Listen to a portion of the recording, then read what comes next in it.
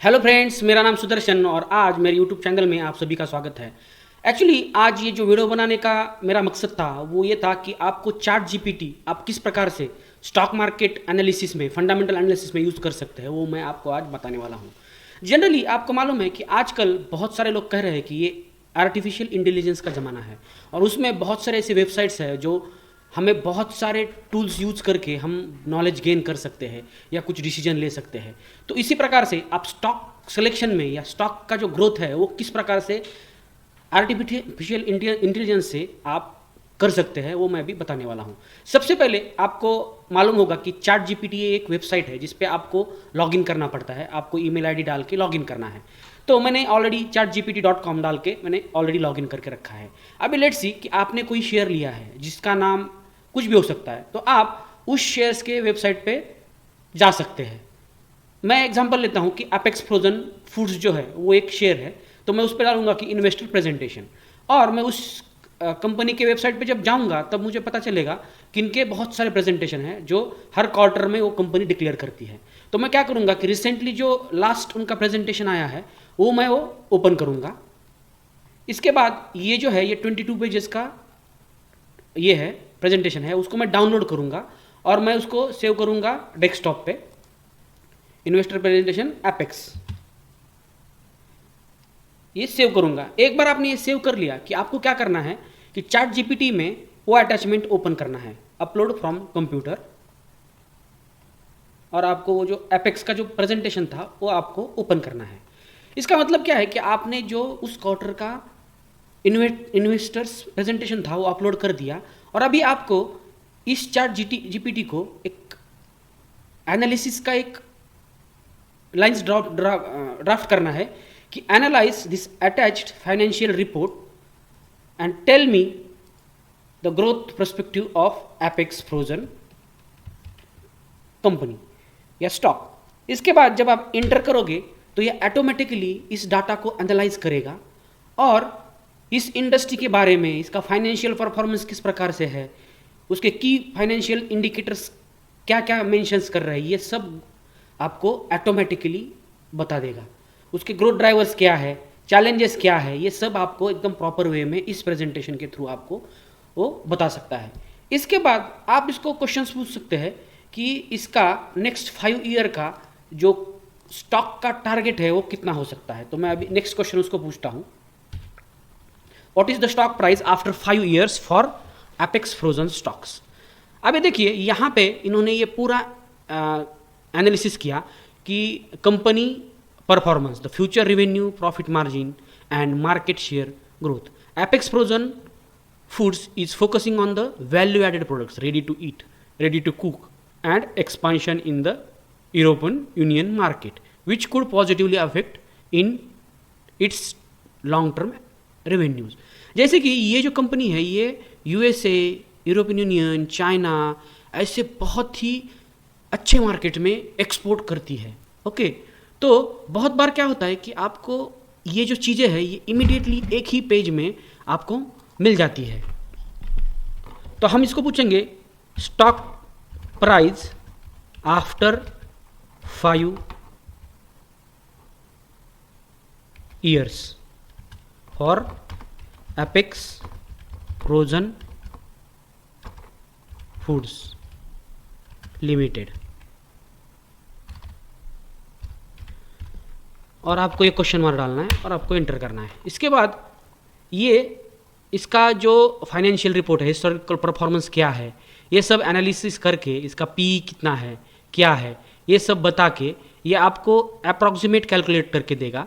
कि आप यहाँ पे देख रहे हो जैसे कि यहाँ पे इसने जो अजम्पशंस लिए हैं ये सब उसने ऑलरेडी बताया है। ओके, अभी करंट प्राइस जो है वो 276 का था है और ग्रोथ रेट है इसका 8 to 12%।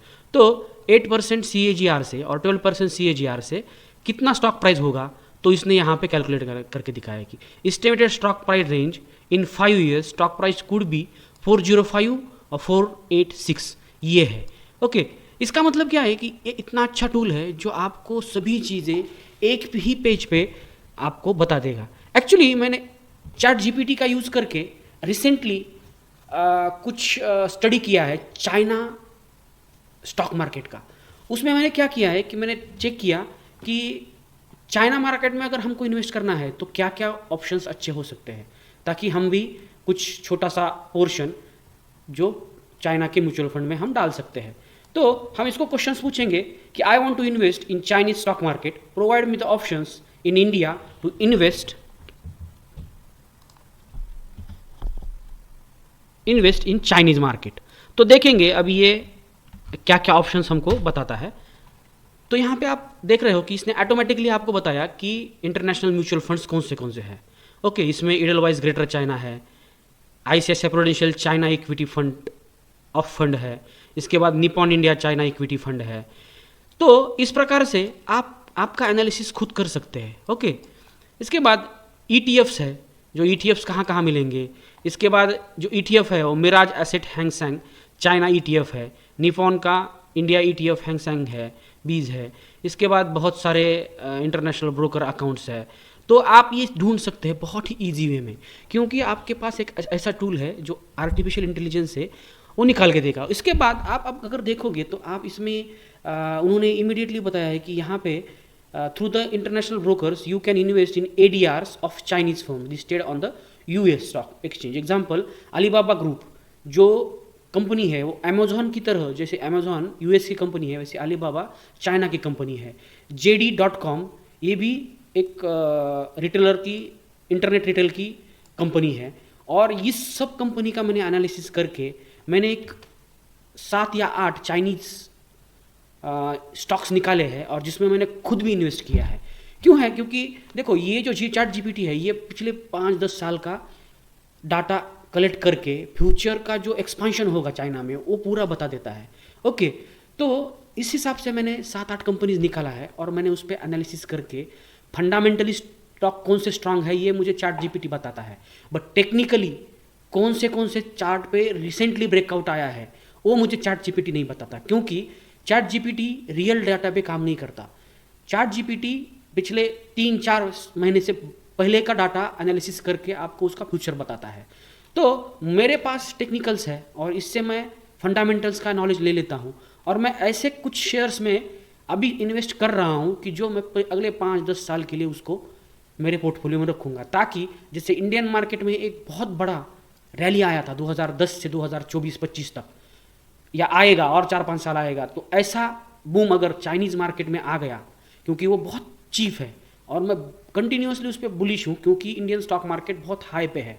और अभी कुछ दिनों के बाद जब करेक्शन स्टार्ट होगा तो FI वाले जो रहते हैं, जो बड़े बड़े इन्वेस्टर रहते हैं, उनको हमेशा नए नए मार्केट चाहिए, ताकि वो जहाँ पे ज़्यादा वैल्यूएशन है वहाँ से पैसा निकाल सके और कम वैल्यूएशन के मार्केट में जा सके और वहाँ पे ग्रोथ कमा सके।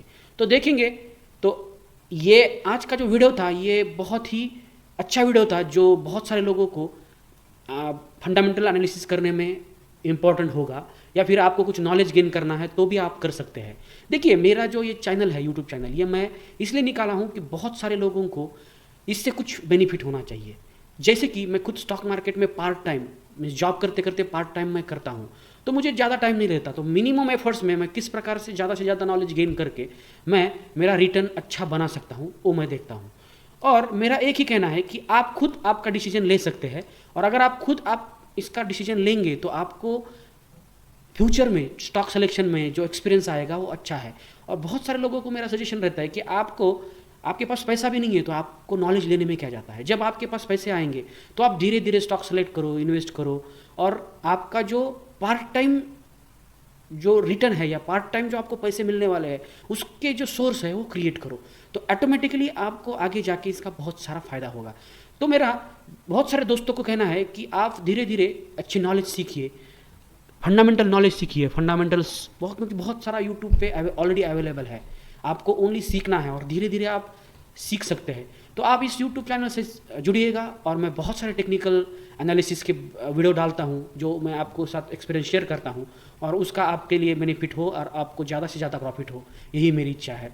तो आज के वीडियो में मैं इतना ही बता के मैं रुक जाता हूं, और आज के लिए इतना ही। Thank you very much. If you like this video, then why don't you subscribe our channel? Thank you.